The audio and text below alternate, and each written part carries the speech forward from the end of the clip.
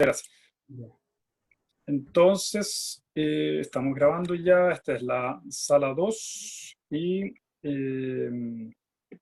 voy a repetir el título de la presentación de Luciano Díaz, La mirada como acto de conciencia para un desarrollo territorial, San Pedro de Atacama, norte de Chile. Estamos en la segunda sesión, la segunda parte de nuestro workshop sobre experiencias a escala humana del 22 de enero del 2021. Luciano, por favor. Ya, en honor al tiempo, voy a ser breve, en mucha idea en 15 minutos, pero bueno, este es una propuesta de trabajo que surge desde mi trabajo de investigación de tesis.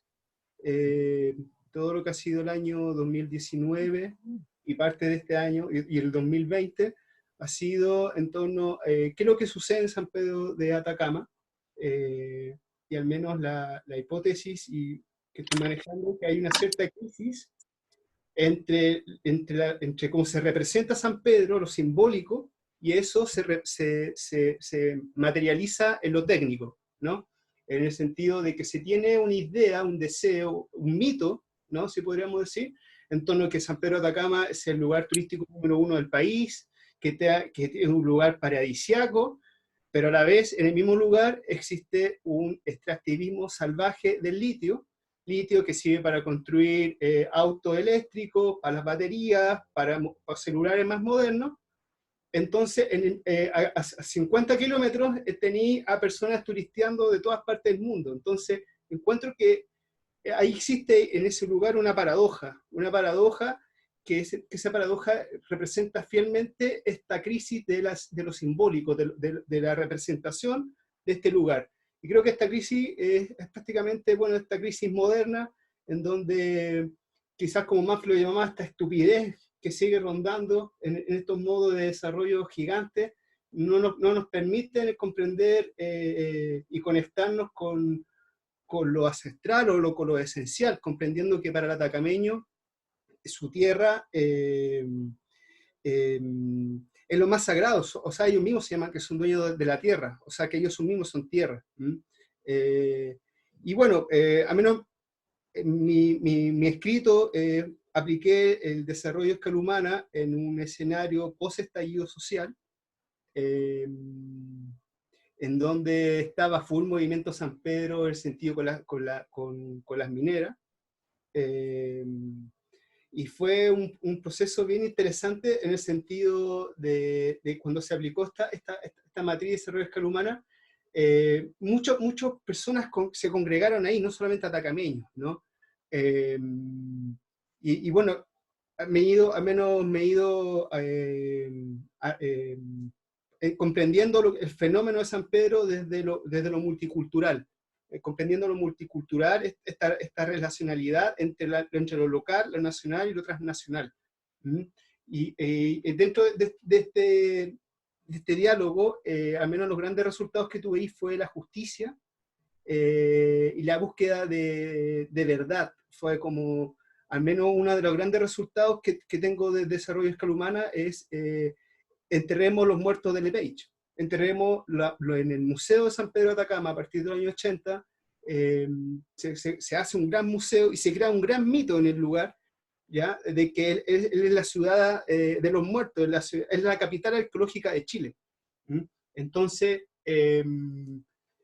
mira, bajo ese escenario como de paradoja,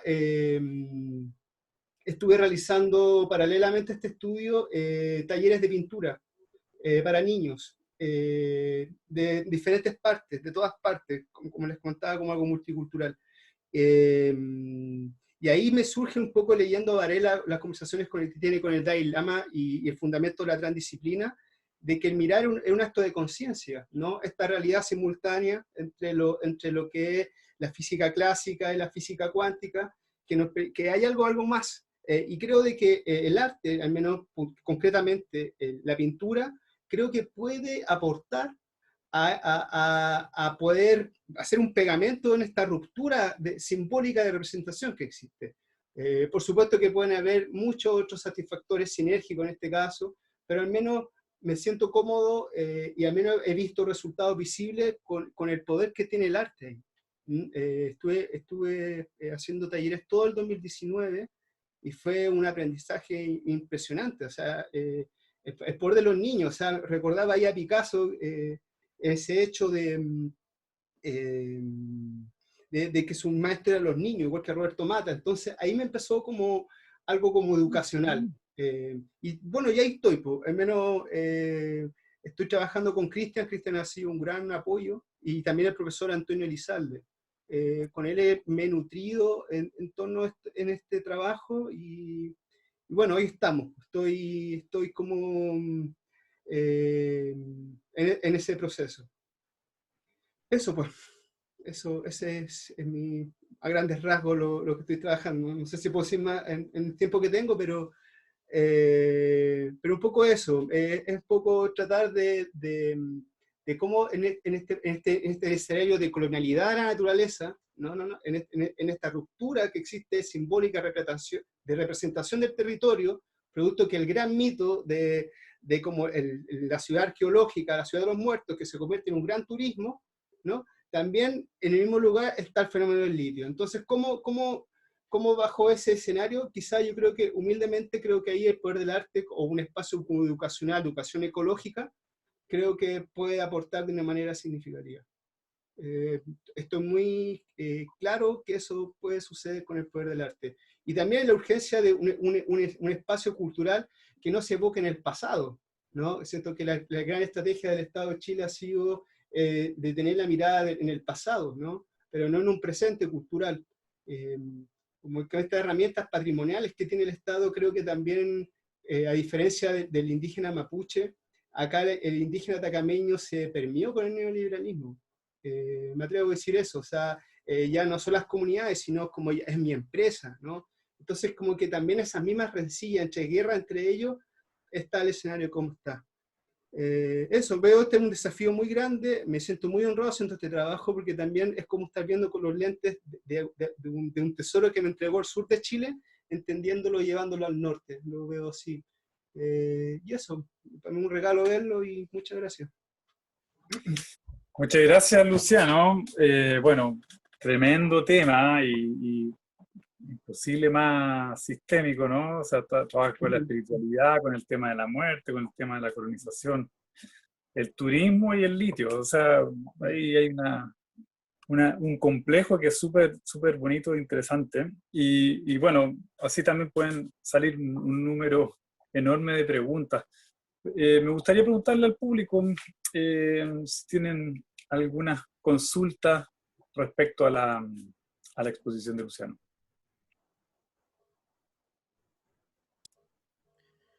Quizá una cosa, y me viene porque estuve hace más o menos un año allá, y me parece interesante, ¿cierto?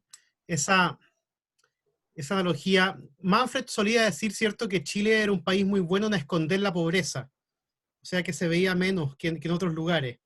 Pero no es que no estuviera, era que estaba escondida. En el caso de San Pedro me pareció que se escondía la riqueza, comillas, que era la actividad minera. Es muy difícil de ver, a menos que realmente por la ventana del avión sepa, ¿cierto?, que eso grande que está allá, que sale humo, es algo, ¿cierto?, es una mina.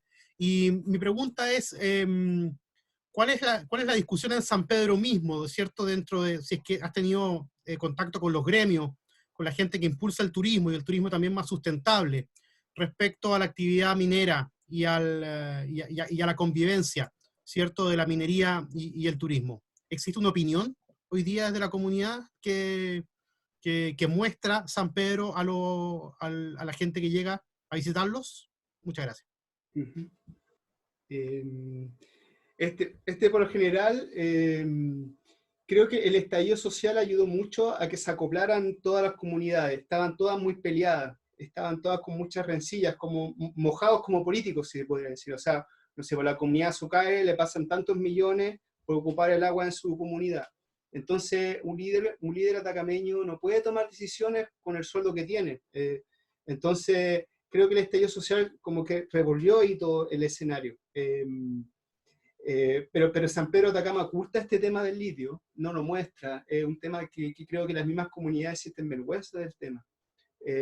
Al menos lo que he visto de la política del alcalde actual, que es Unudi, Aliro Catur, ha sido bien, es como llevar a Trump a como lo transnacional, Piñera lo nacional y Catur lo local, si se puede decir, ¿cachai? Es como que el mismo fenómeno, ¿cachai?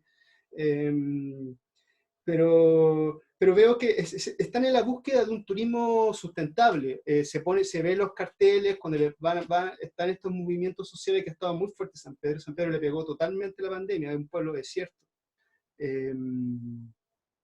Está la búsqueda de ese turismo sustentable. Y por otra parte, la comunidad atacameña, acoplada en el Consejo Atacameño, están como limpiando la casa, si se puede decir, ¿cachai? Como que llegó un momento de tanto de todo, ¿cachai? Como que fue este momento ideal para un poco para calmar las aguas. Lo veo así. Estoy optimista que el atacameño va a cambiar su ética. Lo veo de que ya es un escenario tan radical que creo que abrió los ojos. Y también me gusta ese fenómeno que se está dando de la diferencia, aceptar la diferencia. O sea, te voy a encontrar no sé, pues, niña rubia, voy a encontrarte con un atacameño, te voy a encontrar con una brasileña, con un alemán, te voy a encontrar con un haitiano. Hay de todo, en verdad.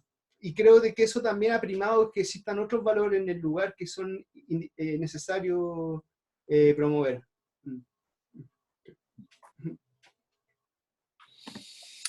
Luciano, yo te hacer ¿Sí? Gustavo, por favor. Sí, gracias. Sí, yo por temas, digamos, yo soy de Córdoba, pero vivo en Arequipa, así que muchas veces cuando viajo me encanta viajar por tierra y generalmente mi paso obligado es por San Pedro, digamos. O me voy por Bolivia o me voy por Chile, paso por San Pedro. Me contrasta mucho el paisaje, digamos, de pasar, bueno, hacer toda la ruta desde la costa hasta Tocopilla y de ahí subir a Calama y encontrarme, a mi parecer, ¿no?, con una de las ciudades como Calama más contaminadas en Chile, me parece. Y de ahí, kilómetros más adelante, encontrar San Pedro. Y siempre me pregunto en el tema de cuánto es el porcentaje en sí de la población porque me parece que San Pedro se ha formado en base a muchos migrantes que han llegado por un tema turístico, y en tema de mantener, como dices tú, Luciano, el turismo sustentable o sostenible, de mantener las tradiciones digamos, de lo que es la puna de Atacama, ¿no? O el desierto de Atacama, para que no proliferen tanto las culturas extranjeras, digamos, en sí, para mantener un poco más la tradicionalidad del lugar. No sé, eso siempre es un interrogante que me plantea, porque, bueno, es mucha gente veo de afuera, me parece que por ahí pocos de las culturas originarias, digamos, de ahí del lugar. Es mi parecer. Me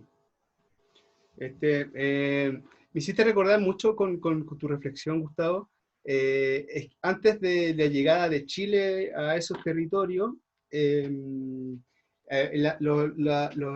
las rutas económicas son con el interior, o sea, son con Salta, Catamarca, con el sur de Bolivia, son con el Pacífico.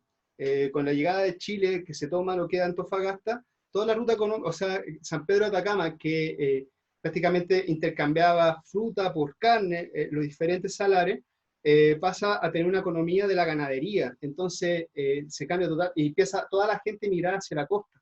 Entonces yo creo que ya ese cambio drástico cambia lo que son las relaciones familiares, personales, el vínculo con la tierra. Me atrevo a decir de que la misma ética de ser chileno creó otra subjetividad y otras formas de vivir en el lugar. Lo veo así. Y bueno, y sería más Riker que en los años 40, porque San Pedro tiene dos ríos grandes, que uno es el río Loa y el río Vilama. y a partir de la década de los 40 los ríos se empezaron a secar. Y eso también está relacionado también con la llegada de más gente al lugar.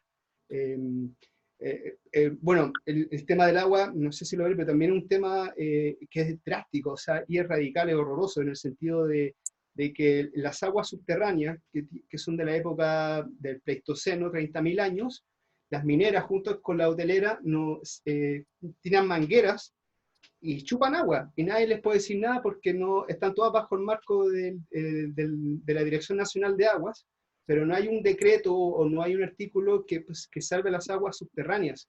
Entonces, por ejemplo, que alrededor del Salar de Tara se está secando porque las capas subterráneas no dan abasto. Entonces, nada, pues veo como que la ruta económica, si se puede decir, la sobrepoblación, que desde el año 92, que eran 2.500 hasta la fecha, que hasta el 2019, que eran 10.000 personas, según el censo, según el INE, son cifras no graduales, pues son, no sé, es muy drástico lo que sucede y lo que sucedió en tan poco tiempo.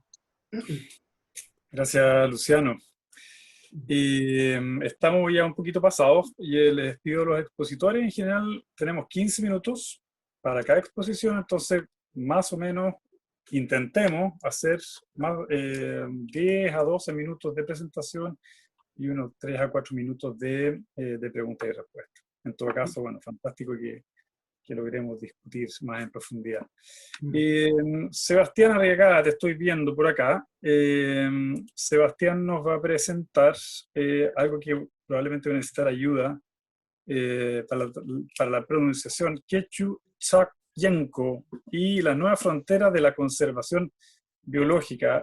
Sebastián, no sé si lo dije bien y si no me corrige. Y adelante, por favor, con la presentación. Vale, la pronunciación sería Quechua-Chacyenko. La T con la X es como un tra, como un 4 medio, cuando uno dice 4, eso es lo mismo, con Chacyenko. Yo tenía una presentación, así que voy a ver si puedo compartir pantalla. Por favor. No sé si ahí lo están viendo. Sí, lo estamos vale. viendo.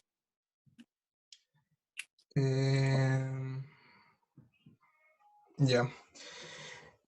Quechua-Chacyenko y la nueva frontera de la conservación biológica. Para comentarles un poco sobre cómo llegué a esto, en febrero del año pasado, en el marco de un trabajo de voluntariado que realizamos con una corporación que fundamos con algunos compañeros y ex compañeros de la Universidad Austral, estuvimos trabajando en el sector de Coscós, en la comuna de Panguipulli. Esto se enmarcaba en un trabajo de apoyo a iniciativas locales relacionadas a turismo de base comunitaria en la localidad de Coscós y al alero de algunas iniciativas que guiaba la comunidad indígena del sector, como también de la Asociación Indígena Epur Rumen Subun de Panguipulli, que agrupa una treintena de comunidades del territorio. El mapa fue hecho bien al aire, pero espero que se puedan guiar. Estamos en el Cono Sur, en la región de los ríos de Chile, y todo lo que voy a hablar básicamente está guiado, o sea, se encuentra en este triángulo entre Panguipulli, Coscós y la comunidad Puyehue, que está en esta cordillera que viene desde el volcán Villarrica o Rucapillán. Como estuvimos varios días, varias semanas trabajando en el sector, fuimos conociendo cada vez más personas, dirigentes de distintas comunidades del sector, del territorio digo, y uno de ellos era Fernando Zapata Aoiquil, de la comunidad Puyehue. Él es un comunero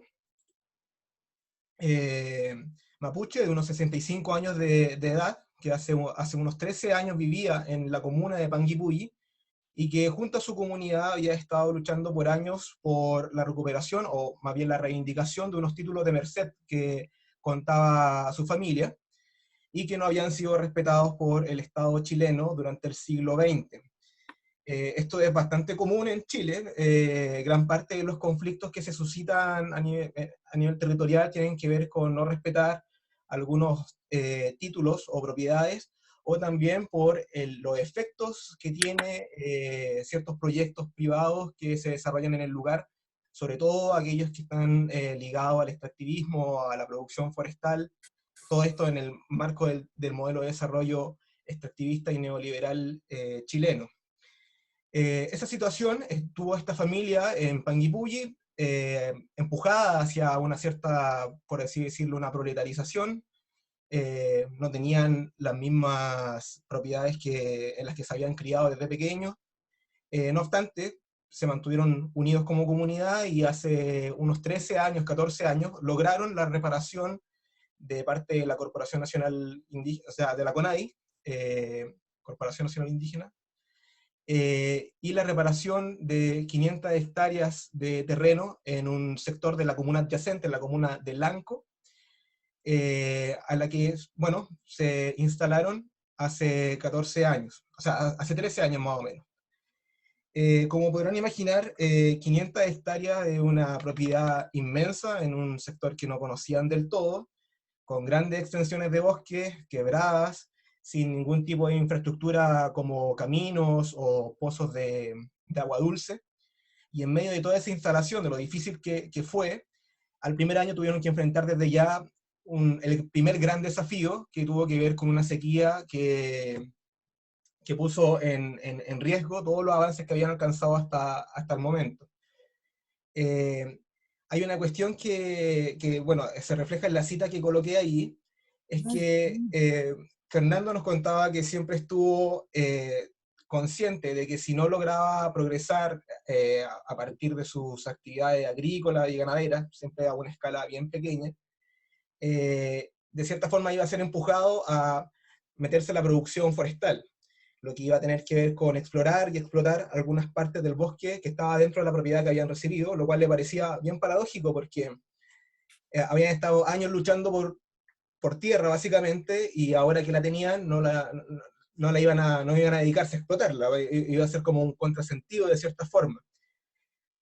Así que resistió también esa ansiedad, esa aflicción, esa incertidumbre, hasta que un día decidieron abrir las cercas de todos los animales que tenían, vacas básicamente, y ayudarse con los animales para ver quién encontraba agua, porque seguramente podían quizás meterse al bosque y encontrar por ahí alguna vertiente, cuestión que descubrieron durante el verano, como 1 kilómetro en la espesura del bosque, una vertiente más o menos de 1 kilómetro de extensión que cae por 5 cascadas, por así decirlo. Y de ahí viene el nombre Quechu Trayenco, que en castellano vendría siendo como 5 caídas de agua. Desde ese momento, bueno, se dieron cuenta de que habían salvado el campo, pero también habían descubierto un lugar que decidieron conservar, pero no solamente conservar como quien pensase en conservar un objeto de adoración, sino más bien en desarrollar la vida que ellos habían llevado hasta el momento, la cual a posteriori termina siendo o ensamblando componentes de una práctica de conservación como tal.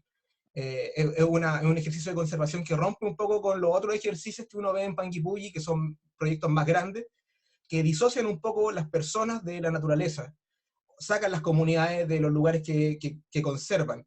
Aquí fue al contrario, como que la vida misma que desarrollaban ellos terminó siendo parte de un ejercicio de conservación, por así decirlo. Eso fue la impresión que a nosotros nos dio. En Panguipulli, este tipo de experiencias o proyectos locales han proliferado durante el último tiempo, y no como emprendimientos económicos tan solo, sino también como muestras genuinas de preocupación frente a problemáticas que son globales, como la sequía, el aumento de la temperatura, etc. Esto es importante porque la crisis climática otrora fue una discusión eminentemente más científica, más técnica, más de un público especializado, y ahora más bien ha dado como la vuelta, se ha ido consolidando un giro en torno a eso, en donde también se presenta como un nuevo marco de posibilidades, por así decirlo, y posibilidades de desarrollo político, económico, social, que va más allá de la mitigación y de adaptación como el único set para poder responder al cambio climático. Eso me parecía importante porque eh, esta experiencia configura a través de sí una imagen de un futuro deseable. Y aquellos que llegamos a ese lugar como que no queremos volver a salir o lo estamos continuamente revisitando. Y eso fue lo que a mí me ocurrió y me motivó a escribir algo sobre Quechua Trayenco. Es por cierto, sí, hay un elemento que me interesa profundizar sobre Quechua Trayenco, y que tiene que ver con la noción de frontera, y de ahí viene el título de la presentación. Hay tres consideraciones que me hacen llegar a ella de forma metodológica. Primero es que Quechua Trayenco es, por cierto, una historia de amor, de resiliencia, de sentimiento de comunidad, pero es parte de una historia previa que tiene que ver con el despojo, la recuperación y la autodeterminación. Sería un poco irrisorio para mí presentar una experiencia sumamente novedosa como esta o innovadora, y no dar cuenta de que es parte también de un conflicto que subyace a muchas de las cuestiones que ocurren en la región de los ríos y en general en Wallmapu y en Willimapu. El segundo concepto, o sea, el segundo aspecto de esta noción de frontera tiene que ver con que aquí no existe una idealización del actor mapuche como una premisa que diga conservan mejor, etc. Porque tienen un conocimiento que es exclusivo y inconmensurable, que no se puede compartir con demás personas. A mí me parece que Quechua Trayenco es una muestra de dinamismo, de innovación, porque también aquí existe una capacidad de mantener autonomía territorial, pero también relacional con otros órganos externos, el Estado, concursos públicos, habilitar el lugar en medios de comunicación, etc. Y esa forma de irse adecuando y de ir haciendo crecer a Quechua Trayenco, ya ahora convertido en un sendero y en un...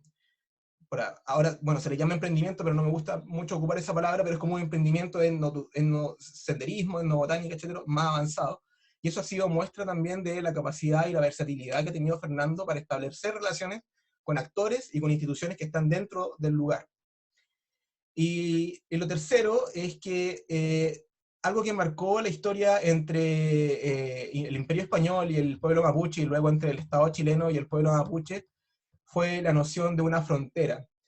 En el sentido no como un límite inquebrantable, sino como un espacio en el que se intercambian, o sea, en el que coinciden distintas realidades, distintos intereses, y pueden ser capaces, no sin controversia ni resistencias, pero sí de generar algunos intercambios que creo que ahora no se dan en ríos o en murallas, como las antiguas fronteras, sino que se dan a través de estas experiencias, en donde queda demostrado de cierta forma que en un lugar pueden coincidir distintos intereses, puede formarse un diálogo en torno a ella, puede haber un traspaso de competencias, de tecnologías, de valoraciones, y hay una interpelación respecto a todas las personas que puedan asistir respecto al mundo que quieren, el mundo que quieren habitar, el mundo que quieren producir para el futuro. Y eso es porque, para terminar, solamente haciendo una relación con lo que me motivó y que, bueno, yo también pasé por tuve algunas asignaturas del Magíster de Desarrollo Escala Humana cuando estuve en la UACH. Pude conocer a Manfred también cuando hacía sus charlas en la Austral. La materialidad de los satisfactores nunca es una cuestión que creo yo que se presenta tal como eso, sino que pueden llegar a convertirse en satisfactorias algunas cosas en la medida que se relacionan en ciertos eventos con otros elementos de otra naturaleza. El hecho de recolectar, por ejemplo, el hecho de satisfacer, de aprender, de generar espacios de ocio, etc., son cuestiones que se pueden llegar a satisfacer en experiencias como esta, pero no se presentan tal cuales, sino que es la relación de cosas que uno va ejerciendo estando allí las que las posibilita como tal. Eso es la presentación que tenía elaborada, más bien como para darle una idea de para dónde va el texto que había presentado. Gracias, Alfredo. Muchas gracias, Sebastián. Bueno, increíble la mirada histórica, retroactiva y, bueno, multicultural. Y, me imagino que también, bueno, son temáticas complejas que dan para bastantes reflexiones. Pero lamentablemente nos quedan 1 o 2 minutos, entonces obviamente no importa que nos pasemos un poco, pero los invito a hacer 2 preguntas de manera que podamos continuar. ¿A quién le gustaría consultar o reflexionar respecto a lo expuesto por Sebastián?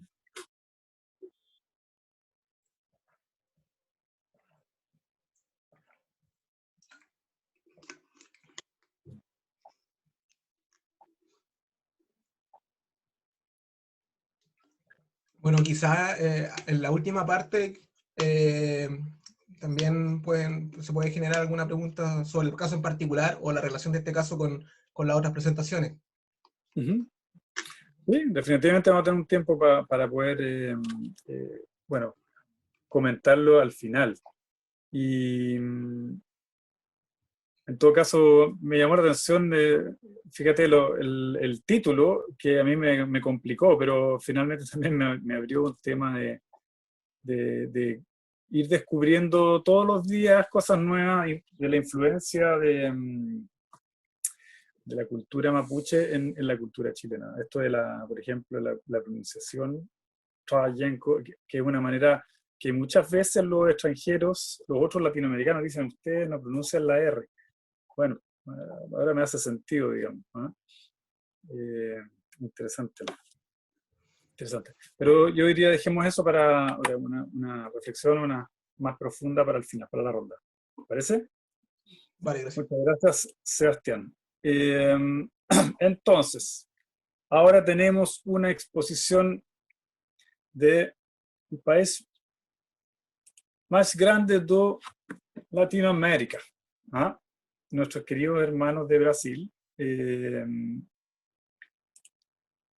Y supongo yo que presentará Francisca de Paula, Caminos Alternativos no Territorio do Quilombo, Cábula, das Aguas Sagradas ao Sacro Oficio Humano, que prefiero que traduzca el presentador o la presentadora.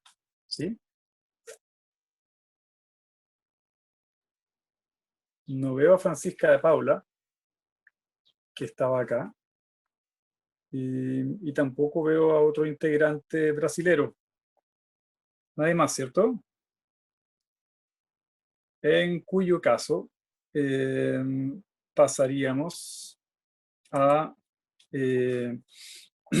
nuestro cuarto exponente. La presentación o la experiencia es Glaciares y Cosmovisión Mapuche, propuestas locales para su defensa y protección. Y aquí hay un grupo bien nutrido de autores. Yo supongo que será Marisela quien lo va a presentar. ¿Me equivoco, Marisela? Alfredo, en esta ocasión no voy a presentar, va a ser Ani y Clarena. Ah, perfecto. Sí. Perfecto. Ani, entonces, Clarena, por favor, adelante, el piso es suyo, como dicen en los foros. A ver, una diapositiva anterior. Por ahí. Dejo la cámara apagada para que no se me vaya a cortar.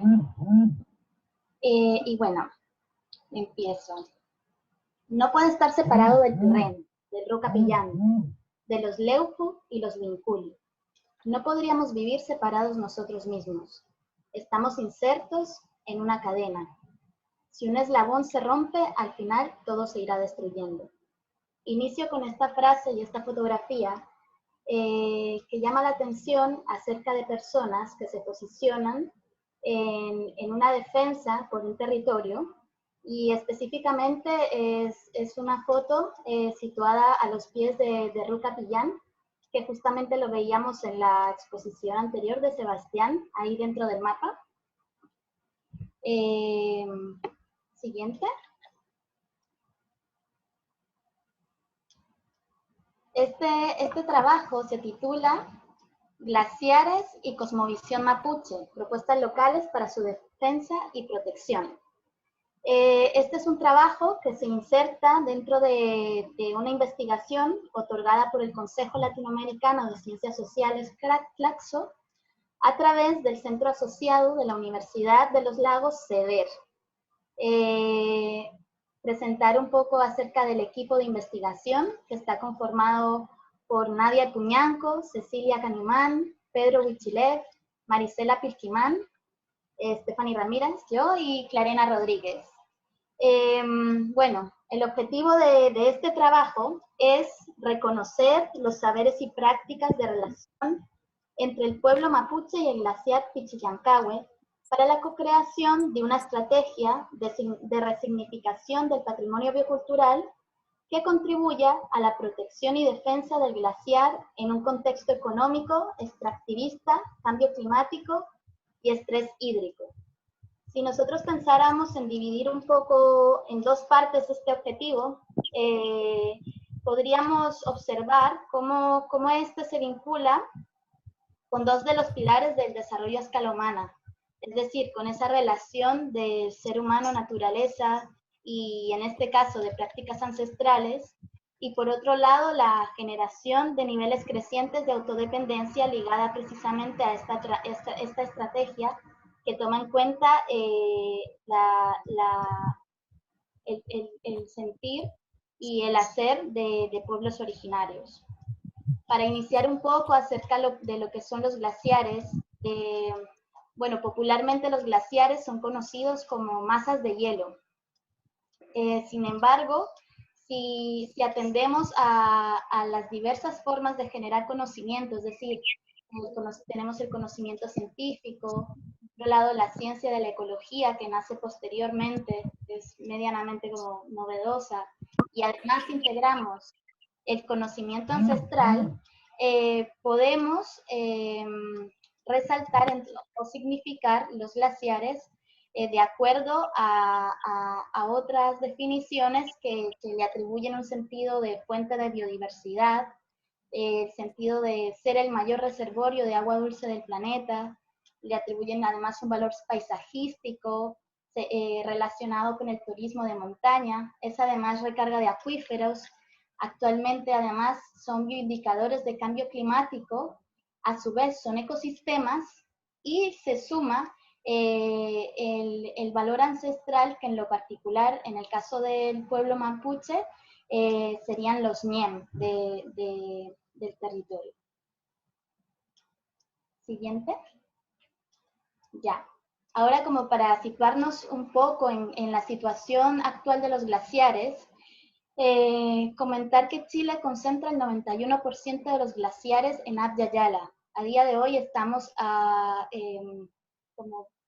viviendo un momento de crisis de los glaciares y sobre todo existe el caso de Venezuela, por ejemplo, país que está asistiendo a la pérdida del último glaciar que queda dentro de su territorio.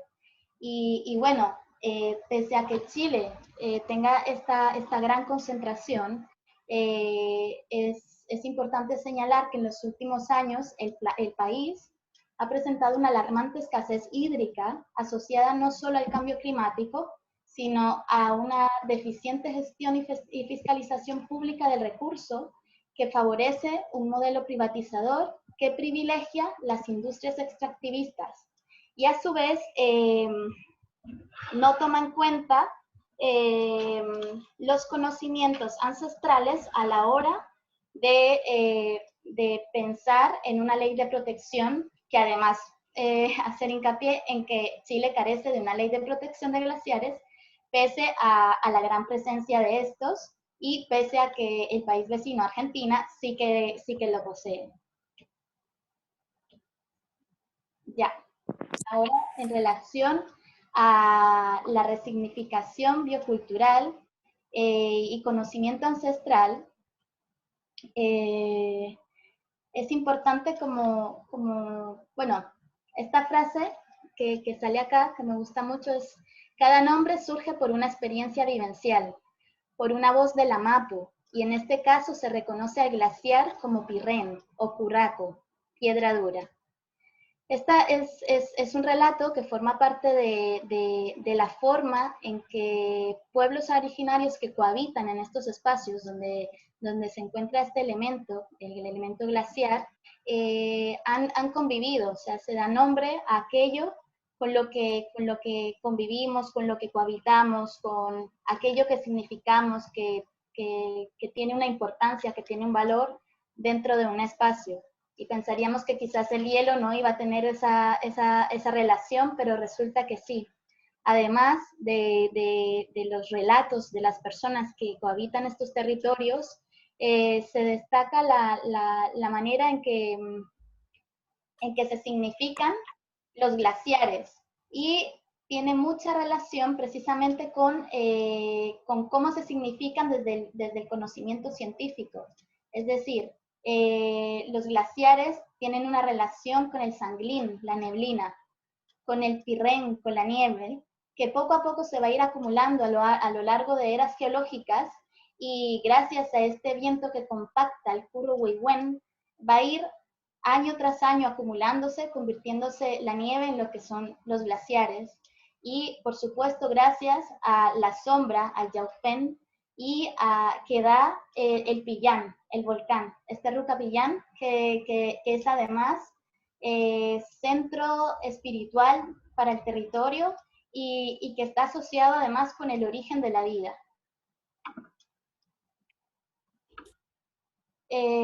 Luego, bueno, como esta imagen, que no tiene muy buena resolución, pero presenta la cuenca de este glaciar, del glaciar Pichillancahue, que justamente se sitúa en la ladera del volcán Rucapillán.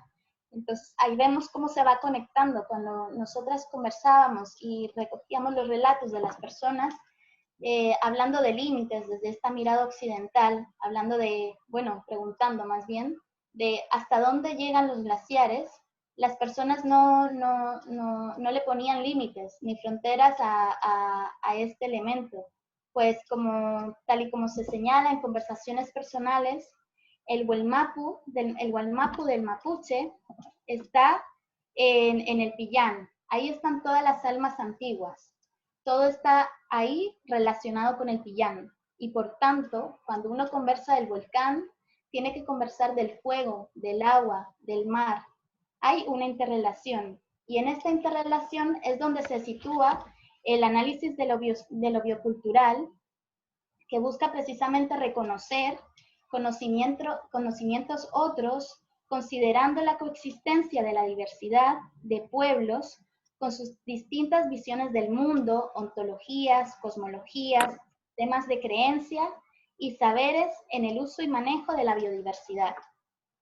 Entonces, bueno, esto sería además la comprensión de lo que son los glaciares como centros de diversidad, y que además desde la propuesta de lo biocultural se presentan estos territorios como sistemas complejos que además tienen una índole de reivindicación y de defensa política ante el modelo extractivista neoliberal hegemónico que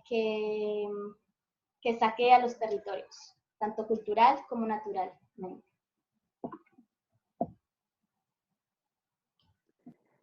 Muy bien, entonces continúo. Mi nombre es Clarena, también hago parte del equipo y quería conversarles un poco acerca de lo que fue la propuesta metodológica o lo que ha sido la propuesta metodológica para este proceso de resignificación. Para el equipo ha sido también un desafío plantear para la investigación una metodología o tratar de acercarse a una metodología diferente, y propusimos entonces hacer ese ejercicio desde la investigación-acción participativa, reconociendo de base que es un proceso complejo y que toma tiempo, pero consideramos que era pertinente empezar también a generar estos cambios en los modos de hacer también y desafiarnos a hacer cosas de manera diferente e ir avanzando. Entonces, conociendo entonces los principios de la investigación acción participativa, esperamos que a través de esta investigación pudiéramos primero generar un aprendizaje colectivo de la realidad de lo que está pasando con el glaciar y su territorio, hacer análisis crítico con la participación activa de los grupos implicados y por último, tratar de estimular que este ejercicio sea una práctica transformadora y que genere cambios sociales, considerando las necesidades, digamos, y las urgencias que se tienen hoy en el territorio. Entonces, para nosotros, digamos, como equipo, donde este equipo también hay que recordar que está integrado por personas del territorio, apuntan a también empezar a hacer las cosas de una manera diferente, empezar por ahí también un poco este tema de la resignificación.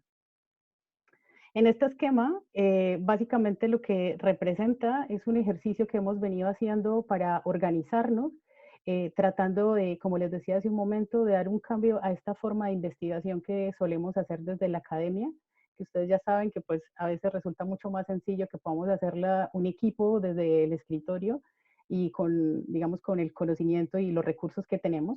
Pero en esta investigación para nosotros ha sido muy significativo el hecho de, si bien la postulación se canalizó a través del Instituto de la Universidad de los Lagos, del centro, perdón, se hizo la propuesta de conformación de un equipo con integrantes de la comunidad y con ellos hicimos un encuadre del proyecto, hicimos un encuadre de todo lo que iba a ser la investigación y a partir de ahí, entonces, lo primero que hicimos y que para nosotros ha sido muy significativo es la generación de un protocolo de acercamiento al territorio. Es decir, nosotros como equipo investigador no fuimos al territorio inicialmente, además que estábamos en este contexto de pandemia, sino que hemos ido guiando todo el ejercicio a través de las recomendaciones y de los protocolos que los integrantes del equipo que pertenecen al territorio nos han ido orientando.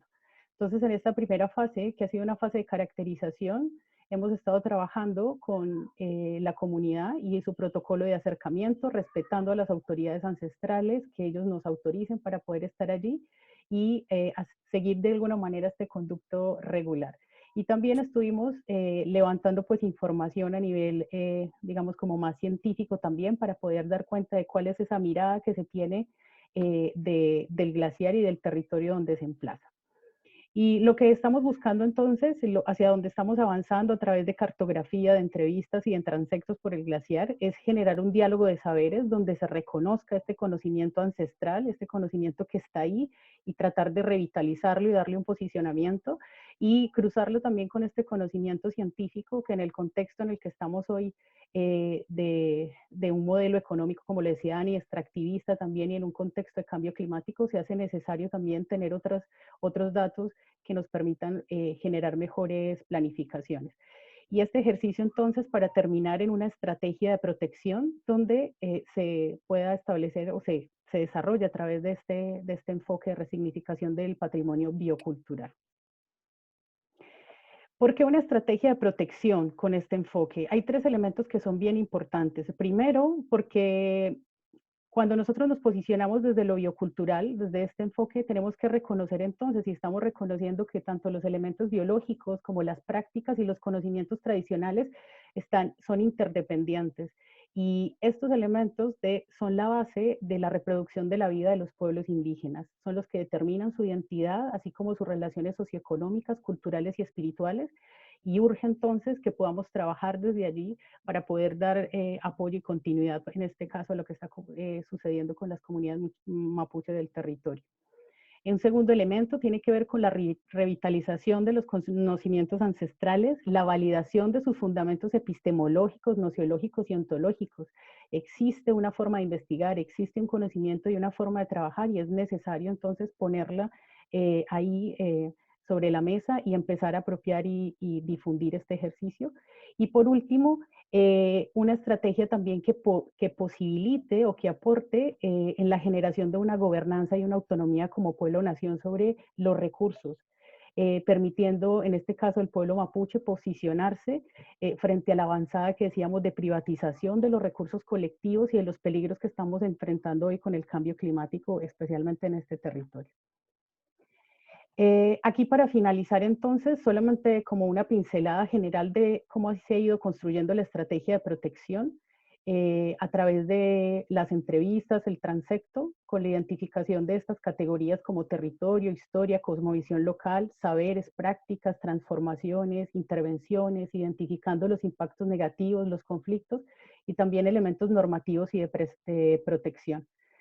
Y entonces hemos empezado también a desarrollar, a trabajar en 4 ámbitos: ecosistémico y ambiental, sociocultural y espiritual, ir agrupando lo que se ha ido levantando con el equipo, en lo económico y productivo, en lo político y en lo de gobernanza. Hemos ido estableciendo objetivos para esta estrategia, objetivos que lógicamente son bastante ambiciosos, pero que es una estrategia que apunta ojalá a trabajar de corto, mediano y de largo plazo. Entonces, objetivos como el establecimiento de derechos territoriales del pueblo mapuche para el resguardo, la administración y el manejo del patrimonio biocultural. Es importante decir que la estrategia no es una estrategia que esté vinculada de otras acciones que pasan en el territorio, no es un ejercicio alejado. La idea es que la estrategia apunte a fortalecer o que contribuya a las acciones que ya se están desarrollando en el territorio, no como elementos aislados, porque un aspecto bien importante que hemos ido identificando dentro de esta construcción es la articulación de los actores del territorio y de sus visiones y de sus trabajos. Entonces es bien importante.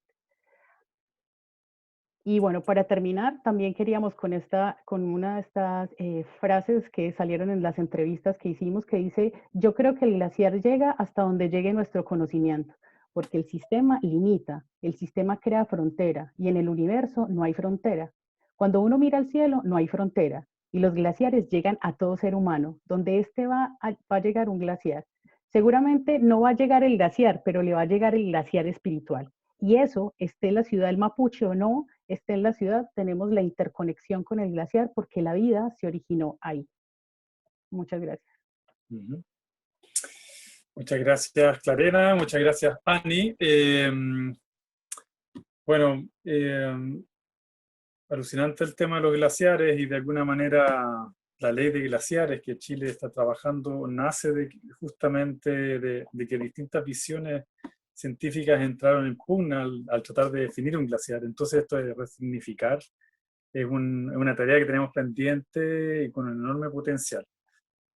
Ahora, lamentablemente, nos pasamos harto del tiempo, como 17 minutos la pura presentación. Entonces me gustaría ofrecer la palabra a una pregunta para no seguir atrasando todo el proceso. No sé si tienen algunas preguntas, alguna pregunta, algún comentario al respecto.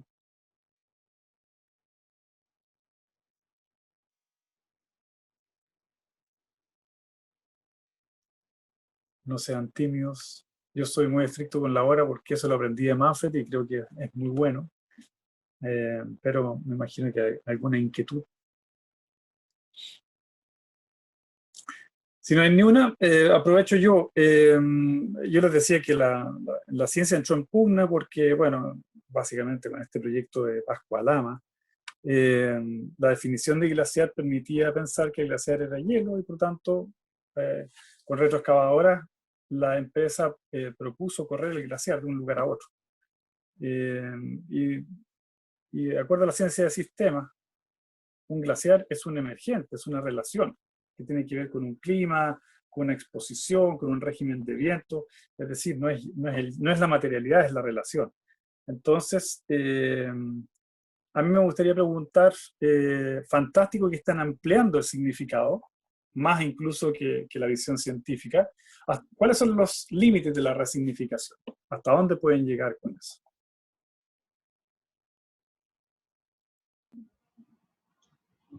Bueno, quizás, bueno, es un tema que hemos ido conversando con el tema de para qué nacen a lo mejor los conceptos, y esto tiene mucha relación con, bueno, hasta realmente hasta la necesidad de personas que expresen como la última relación de del glaciar dentro de, como conectado a otros elementos. Supongo que ahí llegará el límite, o sea, desde la cosmovisión mapuche, como comentábamos, el concepto glaciar está asociado con otros elementos, entonces sería complejo hablar de limitaciones, y es propio de la propia, como el propio pensamiento occidental, buscar hasta dónde va a llegar, y realmente somos dinamismo, somos vida, y la vida en sí, este dinamismo no tiene límites. Entonces, conforme vayamos evolucionando, irá evolucionando el propio concepto, que se irá adaptando a las necesidades. Perfecto. Bueno, súper interesante.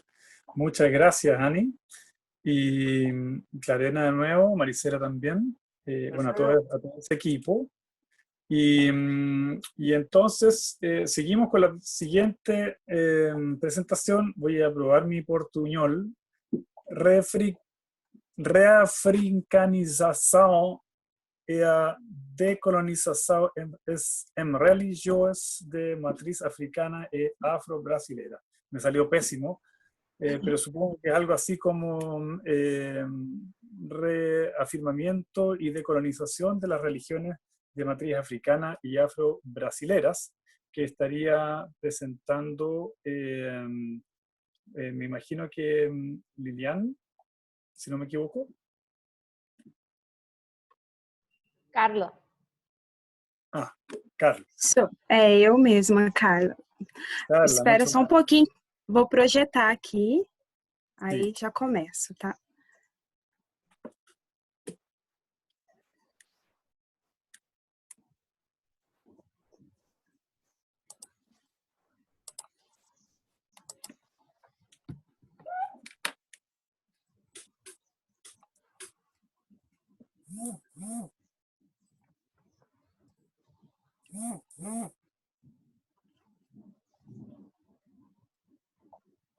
Estamos viendo la presentación. Estou. Está me ouvindo? Sim. Sim. Boa tarde a todos e a todas. Eu me chamo Carla Caroline dos Santos Pereira. Sou daqui do Brasil, Mato Grosso, do estado de Mato Grosso. Sou estudante da pós-graduação de Ciências Ambientais pela Universidade do Estado de Mato Grosso e faço parte também do grupo de pesquisa Alternativas ao Desenvolvimento e Inovação e Sustentabilidade. O tema da nossa experiência, né, vem como resumo de reafricanização e a decolonização em religiões de matriz africana e afro-brasileiras, por mim e pela professora Liliane Alcântara e a doutora Maria Antônia Carniel. Dando, então, início ao nosso resumo, durante o processo de colonização daqui do Brasil, os africanos que chegaram aqui como já destinados a ser escravos, eles trouxeram as suas tradições, seus costumes, as suas crenças, e eles mantiveram fiéis, né, todo esse percurso. E durante as suas manifestações ritualísticas e religiosas, eles ficaram conhecidos como escravos feiticeiros, né, por ser algo novo para quem estava colonizando o Brasil. Então, através de uma instituição do Santo Ofício, que veio de Portugal em 1536, eles ficaram proibidos de realizar essas manifestações ritualísticas sob acusação da doutrina da Igreja Católica. Então, tanto os escravos que aqui chegaram, tanto os indígenas que aqui já estavam, eles deveriam servir somente uma doutrina, a do catolicismo. E nisso, com essa nova civilização, com essa nova ideia de pensar, esse novo jeito, todos os saberes e fazeres desses povos ficaram silenciados e reprimidos. Mas mesmo assim, não fizeram com que eles perdessem a fé em suas entidades, em seus orixás, e eles começaram a se unir, fazendo os seus rituais clandestinamente, né?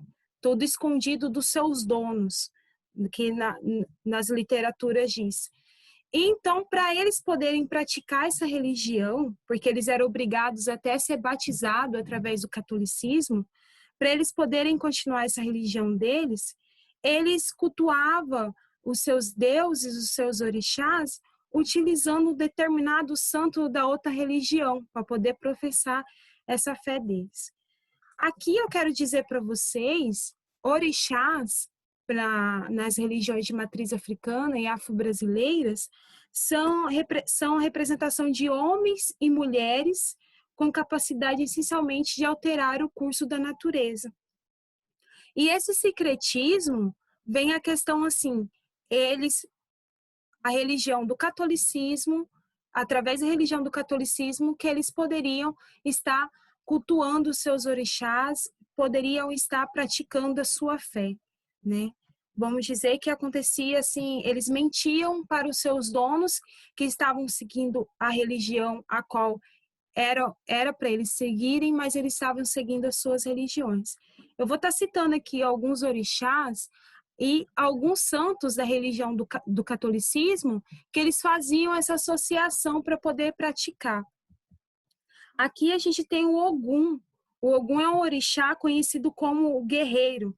Então, eles faziam associação a São Jorge. São Jorge, no catolicismo, ele é um santo guerreiro. Temos aqui o Xangô, que é um orixá da justiça, a qual ele fazia também essa alusão a São Jerônimo. Temos aqui o Oxim, que é o da mata, né, conhecido para eles como os orixás da mata. Ele faz associação a São Sebastião. E o Oxum. Oxum, representado por uma imagem de uma mulher, ela é a deusa da água, a mulher guerreira, a que controla os rios, os ventos, e representada por a imagem de Nossa Senhora Aparecida, porque aqui no Brasil a Nossa Senhora Aparecida foi encontrada em um rio. Isso só vem nos demonstrar o quanto esses africanos, eles eram obrigados a seguir essa religião, né? A religião católica, e perdendo essa essência dos seus saberes herdados, dos seus ancestrais lá da África, e até mesmo a linguagem e a tribo de origem. Mas quero também deixar bem claro que foi de extrema importância esse secretismo religioso, porque se não fosse através desse secretismo religioso, eles não estariam com a sua religião até hoje. Então, o objetivo desse estudo é de reunir essas informações, né, de religiões de matriz africana e matriz afro-brasileira, a busca pela reafricanização e a desincretização dessas matrizes, associando a decolonização nas cosmovisão das mesmas. Quando aqui eu me refiro matriz africana, eu quero dizer religiões de origem lá da África. E o nosso estudo, ele apresenta a religião do candomblé. Candomblé, ele é uma religião de origem da África, os seus costumes, as suas crenças, tudo lá da África, né, sendo cultuado desde a África, mas por conta do secretismo, houve algumas barreiras nessas devoções. E quando eu digo matriz afro-brasileiras, são essas religiões de origem com um pouquinho lá da África, com um pouquinho aqui do Brasil, e até com as religiões que aqui do Brasil já estavam, e com as religiões espíritas. Aqui eu quero citar a religião da Umbanda, né, que nosso estudo também fala sobre a religião da Umbanda. Esse processo de reafricanização, ele vem a ser um modo de fortalecer a identidade trazida no início da colonização do Brasil. Então, acreditamos que através desse processo de reafricanização, pode ocorrer essa desincretização nesses grupos religiosos, podendo eles realizar ritos e também praticar, né, as suas devoções conforme o que foram passado pelos seus ancestrais. E a decolonização, ela parte dessa busca de resgatar a valorização dos seus conhecimentos, fazeres, saberes, essas cosmovisões, né, que foram perdidas durante o processo dessa colonização e do chamado desenvolvimento fora dos padrões eurocêntricos propostos pelos colonizadores, pela nova civilização que estava acontecendo aqui no Brasil. Então, a metodologia do nosso estudo ela consiste da seguinte forma: reunimos informações, né? Foi realizada uma pesquisa bibliográfica, documental e histórica a respeito de toda essa trajetória desses grupos religiosos, tudo que eles passaram e vêm passando, e também visitas em terreiros religiosos do Candomblé e da Umbanda, daqui da cidade de Cáceres, Mato Grosso. Aqui eu tenho um mapa, logo abaixo, o quadro menor é o mapa do Brasil. Aí já mais ampliado, com tom mais verde, o mapa do Mato Grosso, que é o estado, e de vermelho temos o mapa da cidade de Cáceres, aonde será realizada essas visitas entre os terreiros da Umbanda e do Candomblé.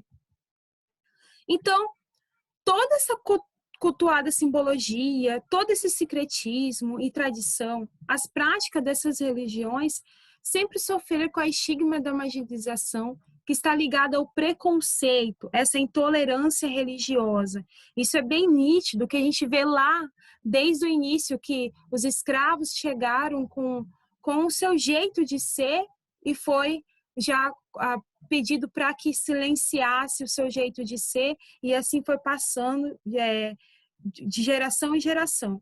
Mas se a gente analisar hoje, ainda ocorre essa marginalização, né? Essa intolerância religiosa aqui no Brasil.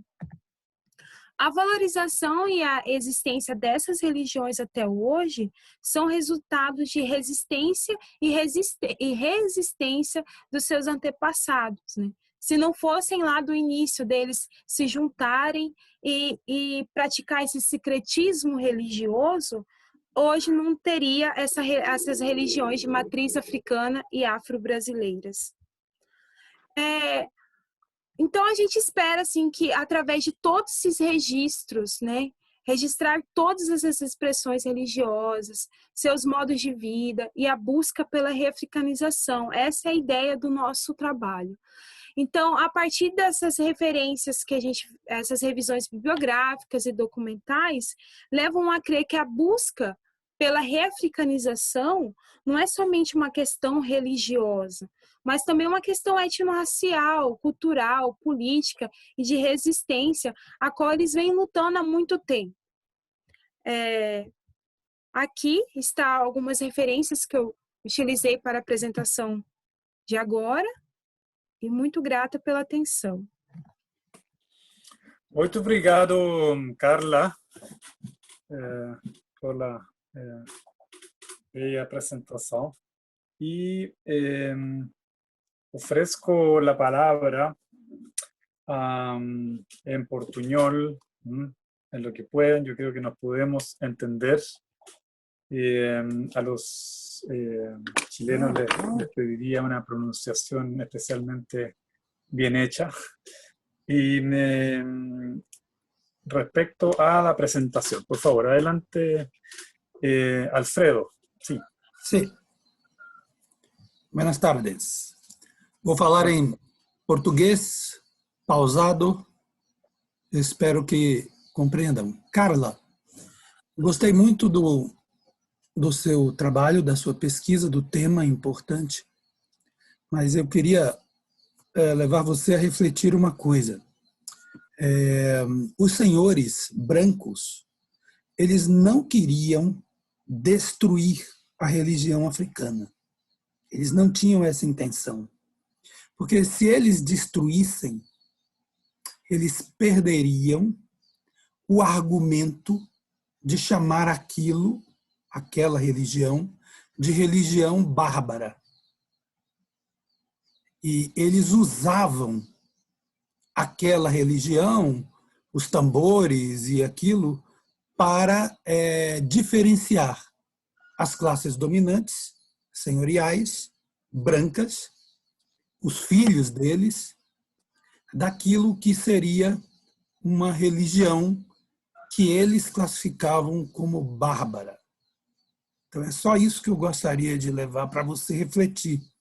O ataque da classe senhorial dominante brasileira, eu acredito até que não só brasileira, latino-americana, é diferente do ataque que nos Estados Unidos os africanos receberam.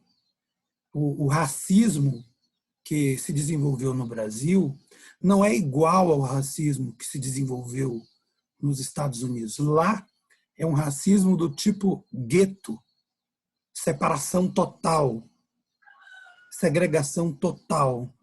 Enquanto que no Brasil, e eu acredito em outros países da América do Sul, é do tipo branqueamento, ou seja, o branco ele quer conviver com o negro, explorar o negro, e por isso ele não quer exterminar o negro, ele quer provar o tempo todo que o negro é pior. Este elemento vai influir nesse raciocínio que você está construindo, e eu contribuo um pouco para você refletir aí com as pessoas que trabalham com você. Parabéns pelo importante trabalho. Obrigado, Alfredo. ¿Alguna otra pregunta? No sé si está bien Carla o quiere retrotraerle a mi tocayo Alfredo. Ok. Me parece bien. Bueno, interesantísimo y muy potente el tipo de reflexión respecto a que finalmente el secreto de alguna manera logró salvar las creencias hasta el día de hoy. Eso es lo que alcancé a tomar. Pero nos vamos a mover y me gustaría saber si vamos a poder contar con la presentación del otro grupo brasilero, Francisca. Sí, excelente. Entonces tenemos finalmente la presentación Caminhos Alternativos no Território do Quilombo, Cabula, das Aguas Sagradas ao Sacro Ofício Humano, de nuestra querida y colaboradora Francisca de Paula y su equipo. Francisca, por favor. Bom, boa tarde, Alfredo, boa tarde a todos. Agradeço muito pela oportunidade de estar aqui, mas é graças à iniciativa de vocês, né? E você fala muito bem o portanhol. Bom, eu vou compartilhar a tela. Por favor.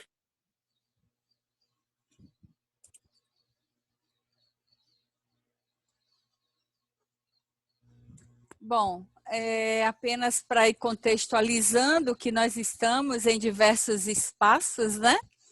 Eu estou aqui em Salvador, mas há pessoas em Santiago, Valdívia, espalhadas aí, como diz o Christian, né? Numa marcha virtual. Esse tema, caminhos alternativos no território do Quilombo Cabula, das águas sagradas ao sacro ofício humano, com a autoria dessas pessoas, né? E eu fiquei com a incumbência de apresentar o trabalho. O Alfredo Eurico está aqui presente, ouvindo, de modo que ele poderá também dar contribuições. E todas essas outras pessoas, a Luciana e o Dete e o Adriano, são já doutores e que foram nossos orientandos e que participam do grupo de pesquisa Sociedade Solidária, Educação, Espaço e Turismo.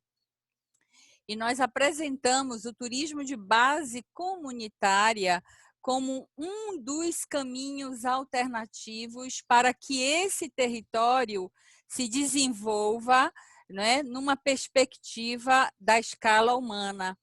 Esse território é onde fica localizada a Universidade do Estado da Bahia, na qual eu estou professora já há quase 15 anos, e a minha motivação é foi exatamente conhecer como a universidade se relacionava com os bairros circunvizinhos. Até aquele momento, a imagem daquela comunidade era apenas negativa. A mídia impressa, televisiva, sempre veiculavam problemas de segurança, apenas mazelas da sociedade. E aí, ao estudar com profundidade este território, e eu vou situar, porque algumas pessoas da Espanha, Colômbia, né, eu diria que essa é uma imagem, não é exatamente um mapa, ilustra bem esse país, né, extraordinário que é o Brasil, e que tem os seus ícones do que efetivamente é visibilizado turisticamente, mas numa perspectiva de um turismo convencional. Então, tem Pão de Açúcar, o Cristo Redentor e grandes obras. Curiosamente, aqui não aparecem as pessoas, né? De um modo geral, sempre comumente se veicula infraestrutura. E aí, né, demarcando um pouco mais, nós estamos situados na região nordeste do Brasil, mais especificamente aqui na Bahia, né? E na Bahia, estamos aqui em Salvador, uma cidade litorânea, a primeira capital do Brasil, com uma riqueza extraordinária, um valor, né, imensurável, que nós brasileiros devemos sempre, né, reverenciar, por ter sido a primeira capital e por ter reunido, né, ferramentas que ajudaram a construir este país. E aqui está, então, o território que é denominado como Cabula, numa perspectiva da academia. Logo pela manhã, aqui mesmo, nesse espaço, foi apresentado um trabalho sobre a morte. E aí eu fiquei pensando, né, que dentro da perspectiva do desenvolvimento da escala humana, temos que rever muitos paradigmas. Então, se tínhamos paradigmas baseados em crenças, né, e que evolui para paradigmas, né, do intelecto, então o lugar onde estamos é o lugar do paradigma do intelecto da universidade. E foi preciso abrir mão disso, deste paradigma, e permitir-se adotar o paradigma da morte no sentido de permitir transformar-se, permitir mudar, permitir escutar. E a partir da escuta, a delimitação do território do antigo Quilombo Cabula se amplia para muito mais bairros e nós agregamos o conhecimento. Aquele território que antes demarcado com 5 bairros apenas se ampliou para 17 bairros. Então, é um território que a mídia nunca, até o momento que nós iniciamos o trabalho, apresentava o que este território tinha enquanto riquezas culturais.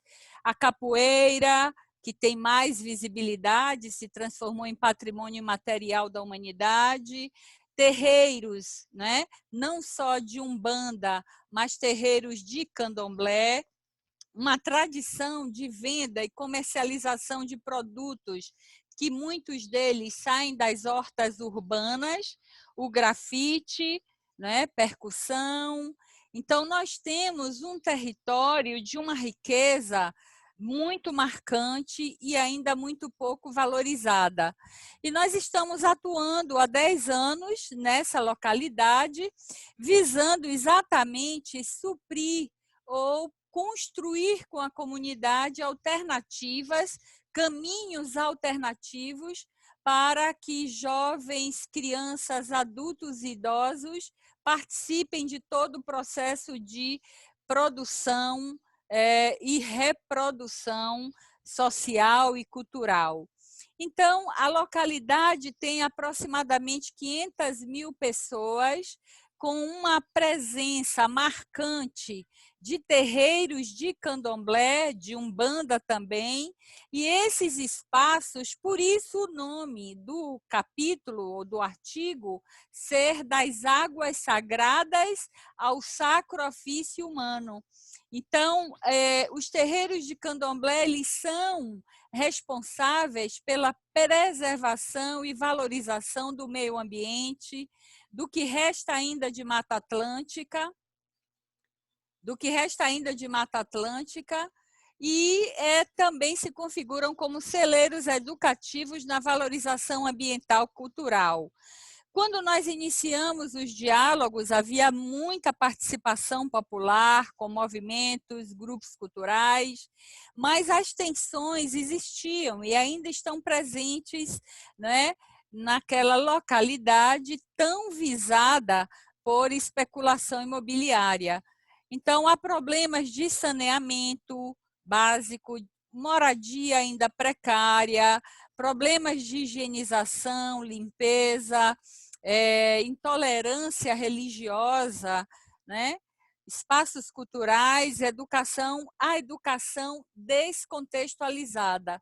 Então, a nossa missão tem sido, por meio de bases epistemológicas e metodologias socioconstrutivistas, sempre baseadas no diálogo, na prática. Usamos pesquisação, pesquisa historiográfica, história pública e a pesquisa-aplicação como bases importantes para o processo de construção de conhecimento com aquela população.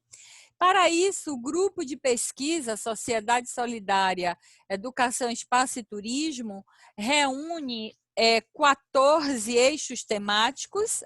Desse quadro precisa ser atualizado, já são 15.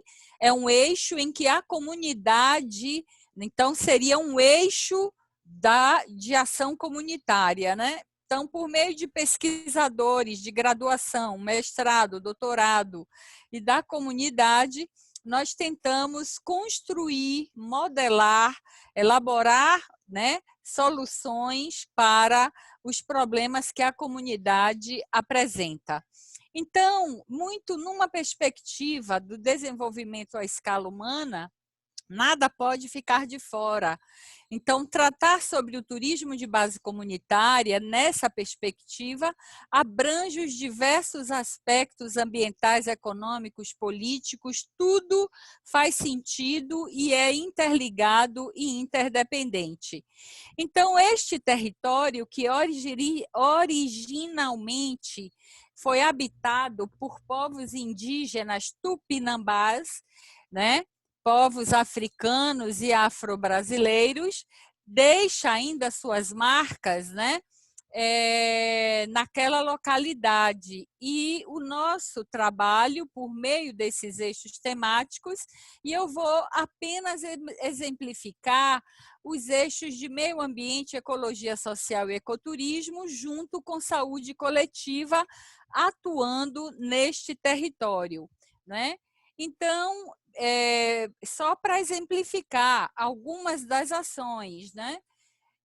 Por meio desses dois eixos temáticos e mais o eixo de turismo de base comunitária, nós elaboramos um projeto Águas Sagradas, que visava exatamente construir com os terreiros de candomblé formas alternativas de uma educação para jovens e adultos dos saberes populares de origem, né, dessas matrizes religiosas. Também foi idealizado um projeto de clube de observadores de aves, tendo em vista a presença de reserva de Mata Atlântica nessa localidade.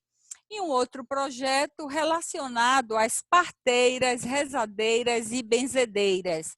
E todos eles, de algum modo, contemplam aí diálogos e construções com os terreiros de candomblé.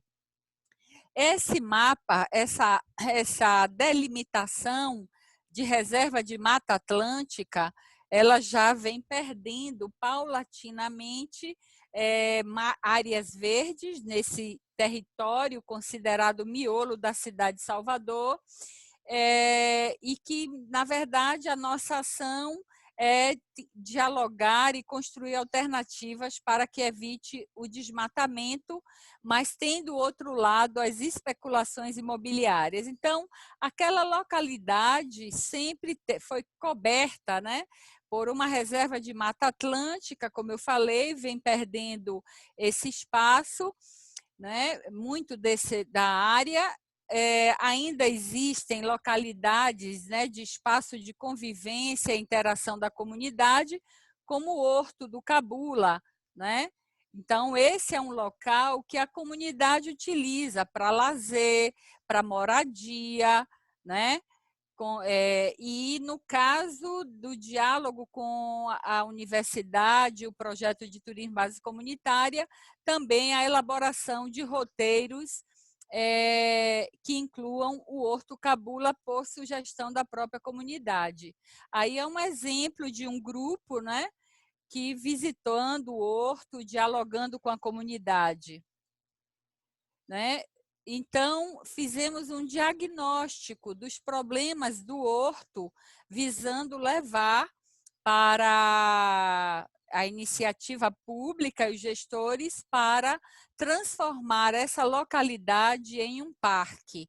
E já está bem avançado o processo, né, de negociação para que esse local ele seja, digamos, utilizado mais ainda intensamente com a população. Neste momento de diagnóstico, nós verificamos um intenso descarte de resíduos sólidos, de muita poluição dos mananciais de água aí na localidade, e que a própria população vem já aderindo ao movimento de preservação daquela localidade. Um outro espaço é um espaço onde tem um quartel da Polícia Militar, mas que tem uma área enorme, né, de reserva de Mata Atlântica, com represa, e são espaços que nem todos os moradores ainda conhecem, mas que podem ser visitados, né, pela população. Uma outra experiência e a herança, né, dos povos tupinambás, que é a cultura do cultivo de hortas urbanas comunitárias. E todo esse material que eu estou apresentando é, digamos, a forma como os artesãos e os moradores identificam.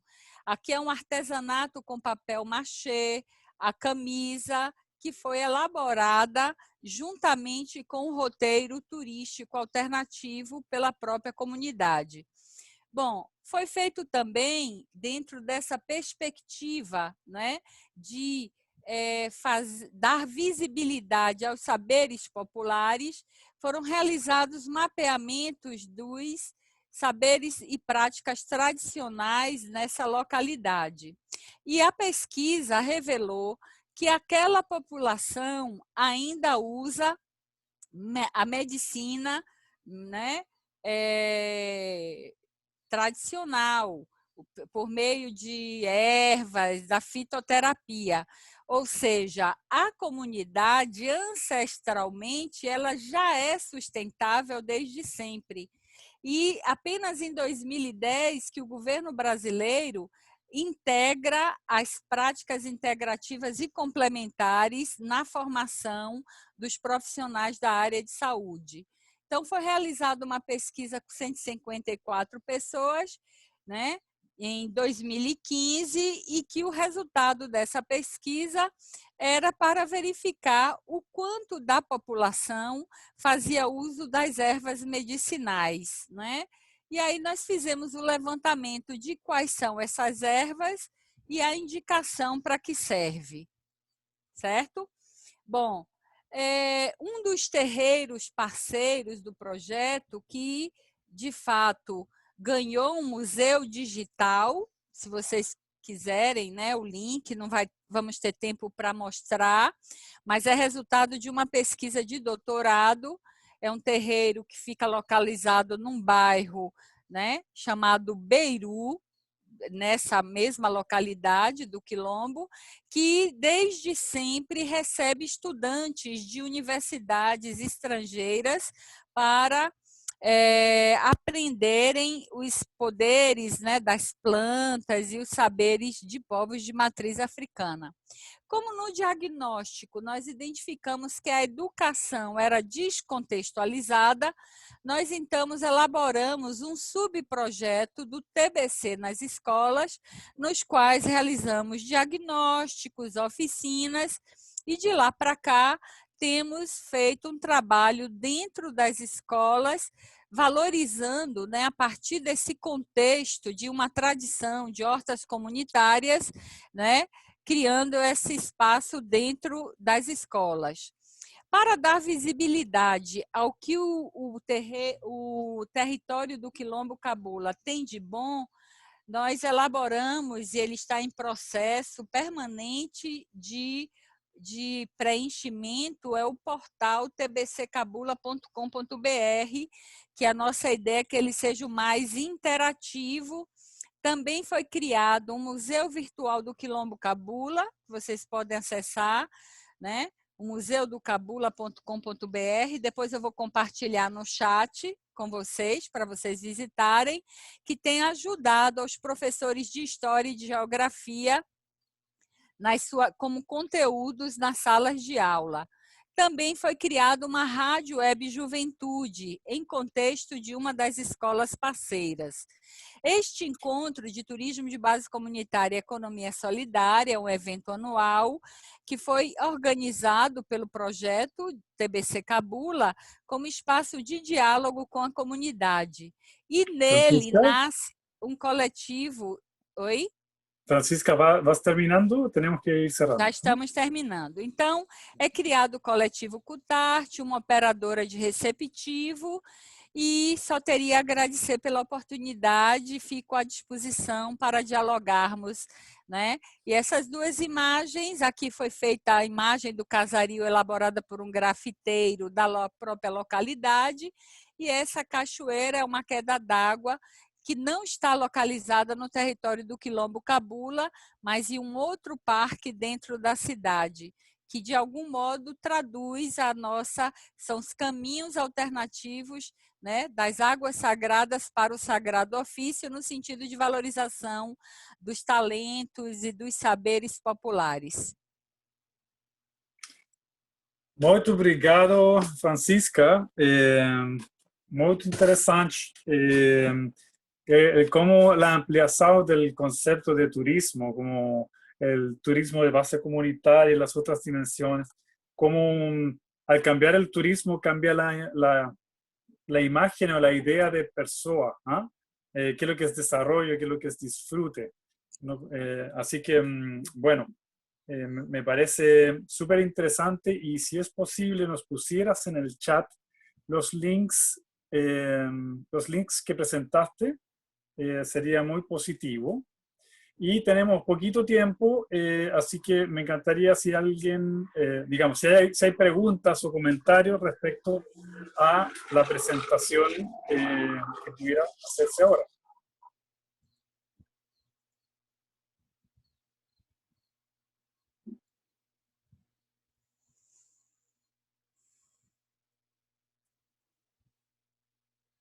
¿No? Comentarios, preguntas, dudas, quejas.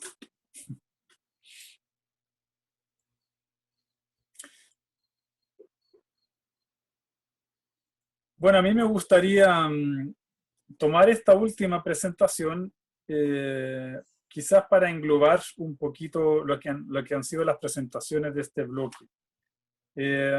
Porque en el fondo lo que Francisca nos presenta es una visión más integral de la persona que va a hacer turismo, y cómo el turismo, cómo la gente de verdad puede ofrecerle algo al que viene de afuera, y eso como un modelo de desarrollo.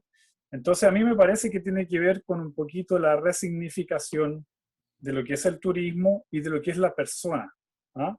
Las personas, como dirían.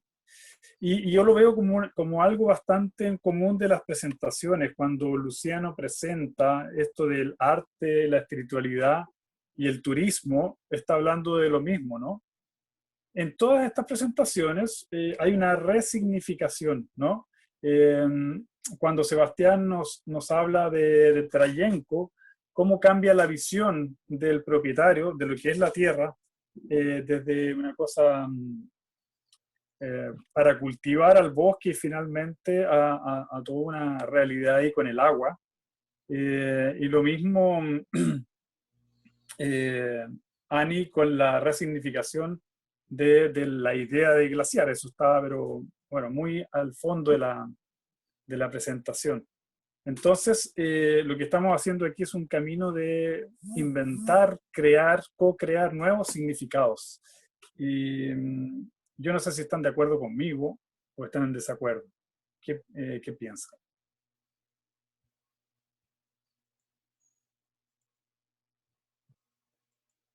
Y con esto abro la ronda para que podamos discutir de todas las presentaciones y todos los miembros.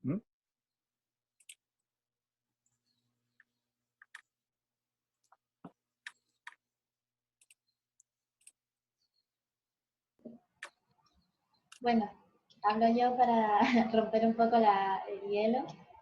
Y bueno, yo creo que justamente estas resignificaciones tienen también que ver con estas transformaciones sociales y esta eclosión de nuevas formas de búsquedas, de ser, de estar, y de una necesidad de relacionarnos y de volver a encontrar como una convivencia con la naturaleza, y un poco también va como en línea con el trabajo de Francisca, que me llamaba la atención, cómo los núcleos verdes del mundo a nivel global tienden a reducir, y cómo estas transformaciones sociales estamos tensionando para que estos núcleos verdes como que se ensanchen y vayan en contra de todo este cemento. Entonces es como revertir toda esa fuerza que por años, que por digamos como consecuencia de las revoluciones industriales y de una forma de entender el mundo como más en el cemento, cómo fue llevándonos a distorsionar la forma en que el ser humano necesita habitar en un mundo y que dependemos precisamente como de esos núcleos verdes para ser, para vivir.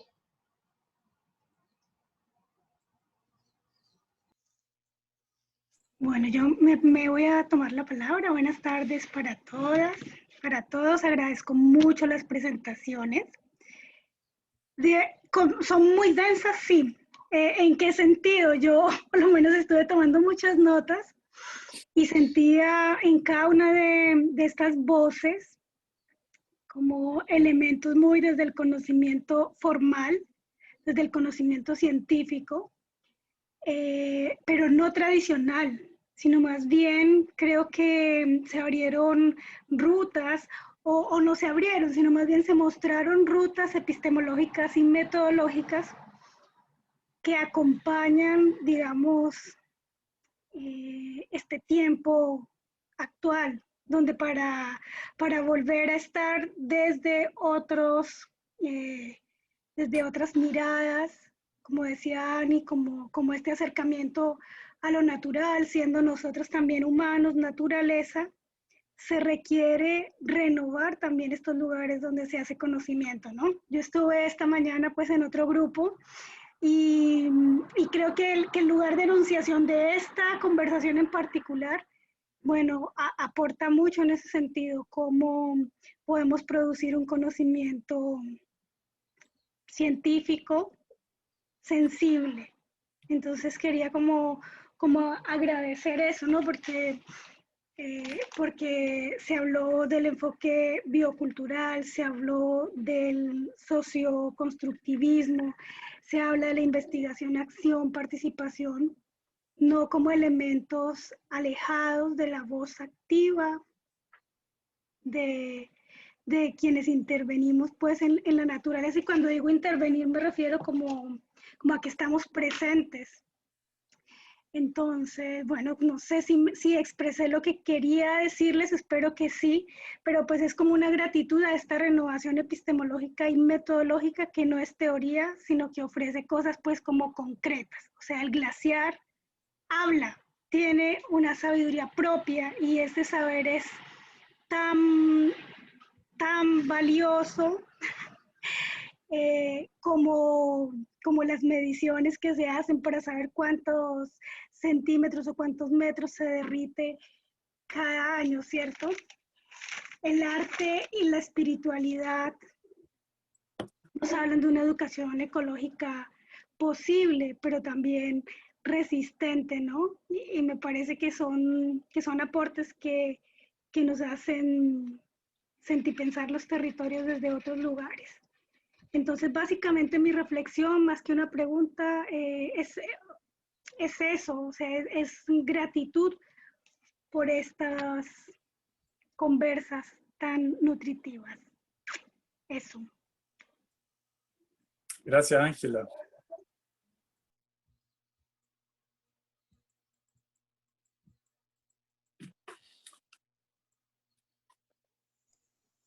Sí, bueno, no sé si tengo algún... Gustavo, por favor. Sí, gracias, Alfredo. En lo personal, habiendo participado de casi todas las exposiciones que ha habido durante el transcurso del día, obviamente se nos plantea un común denominador, que es un poco obviamente, desde el punto de vista ambiental, la conservación y la protección de nuestro medio ambiente, ¿no? Distintamente reflejado a través de conflictos de distintos tipos, como son religiosos, racistas, por ahí en Brasil también, que está sucediendo en este momento, aquí en el Perú lo mismo también, con una gran, digamos, lucha interna de lo que son distintas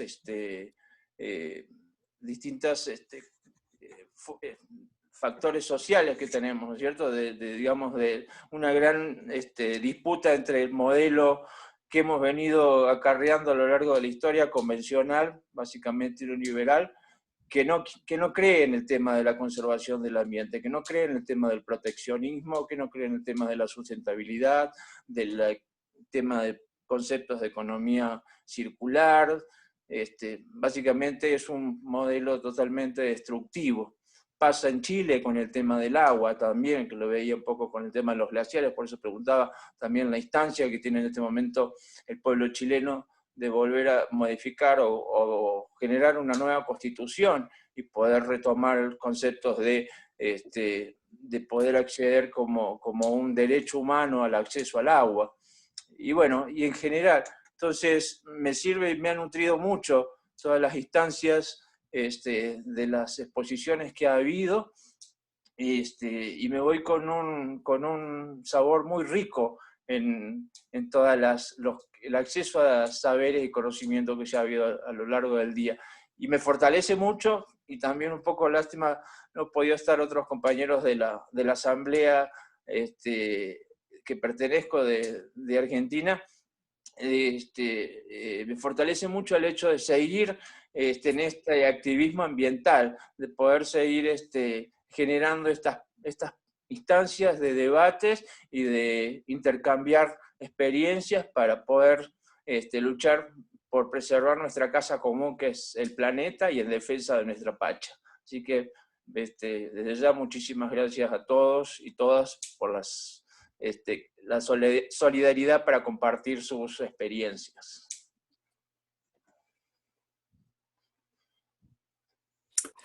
Muchas gracias, Gustavo. Muchísimas gracias.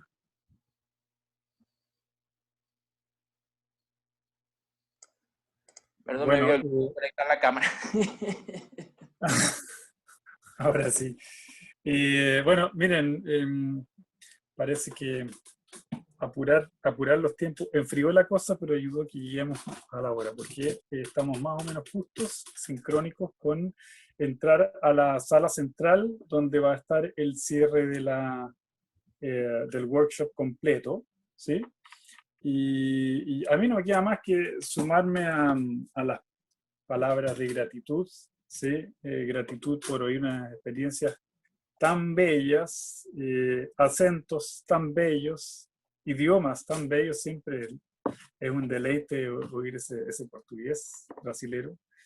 Y bueno, y esto que de alguna manera decía Ani de nuevas, y Ángela también, de nuevas epistemologías, claro, eso le hace sentido a trabajar, digamos, en las ideas, ¿no? Que las palabras crean realidad. Pero en este caso, lo bonito es que los ejemplos fueron gente real y una enorme nueva diversidad, distinta de lo que estamos acostumbrados y que nos van abriendo nuevos horizontes. Así que les agradezco a todos por esa experiencia, por compartir sus experiencias. Y bueno, sigamos adelante. Vamos a ver cómo viene la ceremonia de cierre. Ojalá a los otros les haya ido también, como a nosotros. Entonces, ahora viene el paso tecnológico y no me pregunten. Sí, nos damos un aplauso.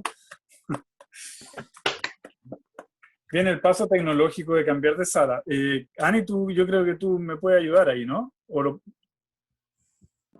Sí, en este